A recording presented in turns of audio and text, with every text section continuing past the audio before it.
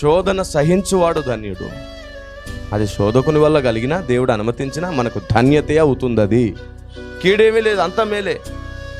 కానీ కీడని నువ్వు బాధపడుతున్నంతసేపు అది కీడు. ప్రతి కీడులో నువ్వు ఆనందిస్తుంది నీకు మేలు. Praise the lord.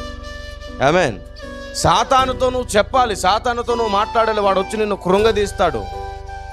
వాడు అనేక ప్రాంతాల్లో అడ్డుగా నిలబడి నీ ద్వారాలన్నీ తెరవబడకుండా చేస్తాడు. వాడికి చెప్పాలి, నువ్వు ఎంతకాలం ఆపలేవు నాకు బాగా తెలుసు. కొద్దిసేపు నీకు సంతోషం ఉంది, నీ సంతోషం ఎక్కువ కాలం ఉండదు.